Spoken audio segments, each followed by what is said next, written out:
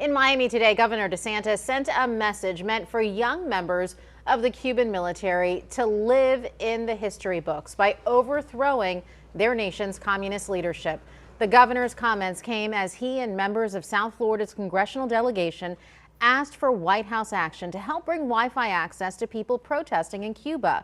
Cuban President Miguel Diaz-Canel has shut off access to the internet, which was only made available when pushed for by the Obama administration. When asked if he would support intervention from the U.S. government into Cuba, the governor suggested it would be better for members of the Cuban military to act. The best thing would be for those military, particularly some of the younger military folks, to understand you can really be heroic in this. You can play an instrumental role in founding a free Cuba. The current regime on the island has been in power for more than 60 years. The protests come as the country's economy continues to suffer and food and medicine remain scarce. The Cuban government is temporarily lifting customs restrictions on travelers bringing food, medicine, and hygiene products into the country. The new measure will stay in place for the rest of the year. Cuba's president has called protesters criminals. He has also said the government needs to do more outreach and improve conditions in poor neighborhoods that were rocked by protests. Now, over the past few days, Cuban Americans have taken to the streets of South Florida and in Havana to bring attention to the plight of those families in Cuba. Tuesday night, dozens of protesters on foot flooded I-95, shutting down the interstate near Okeechobee Boulevard in West Palm Beach for about an hour. And tonight, the Palm Beach County Sheriff wants to remind protesters that while he supports peaceful demonstrations, they cannot cross the line and put lives in danger by blocking roads. Our Anna Espinoza just spoke with the sheriff. She joins us live from outside the sheriff's office headquarters in West Palm Beach. Anna? The Palm Beach County Sheriff Rick Bradshaw tells me he supports the Cuban demonstrators and their fight for freedom, but also wants them to do so safely. Protesters and Cubans have been out on the streets of Palm Beach County every evening since Sunday to protest against communism on the island. On Tuesday, demonstrators shut down I-95 near Okeechobee Boulevard when they took to the streets to march. Sheriff Bradshaw says not only is this dangerous, but the drivers also have a right to get home safely and can't do that if the highway is blocked. The sheriff says he has spoken to some leaders in the Hispanic and Cuban community and explained to them the importance of staying off the roads.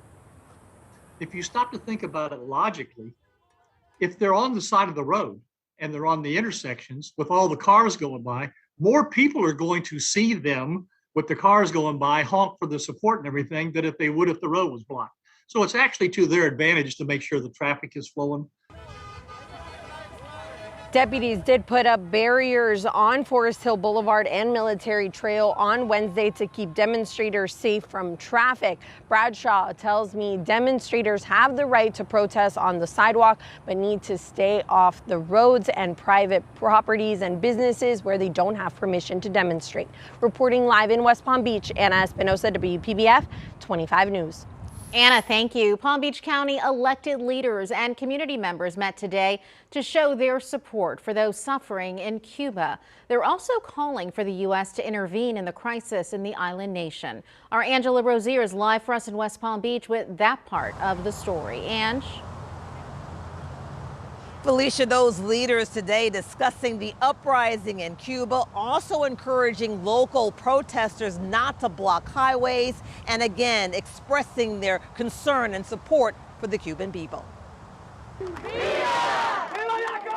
From the streets of Cuba to the streets of South Florida and the Treasure Coast, the fight for freedom in Cuba is an international movement.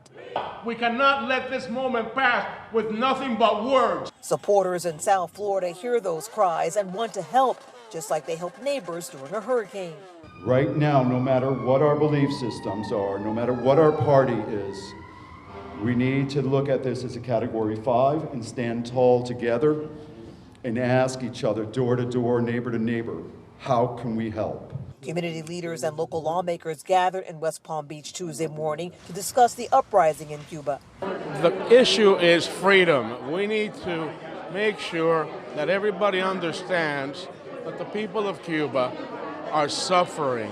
People are worried. More than 200 people have disappeared from the face of Cuba that we were in direct contact with. Key people in the uprising are missing. Supporters in South Florida are calling on the president to help. But we want him to respond with force. We want him to say that there's no longer those 90 miles. We have a bridge. We have a bridge to Cuba, and they are welcome here in our country, and they will be protected. So you're the president. Call Mexico, call Spain, especially Spain, call France, and call Canada. Stop putting money into tourism, right, with the military government of Cuba. Squeeze them. They're dying. Get that snake's head and chop it off right now.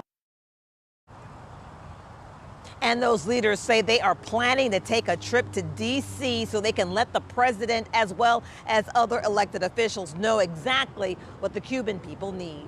Reporting live in West Palm Beach, Angela Rozier, WPBF 25 News. Ange, thank you. And we are continuing to follow this story on air and online. You can download the WPBF 25 News app for the very latest.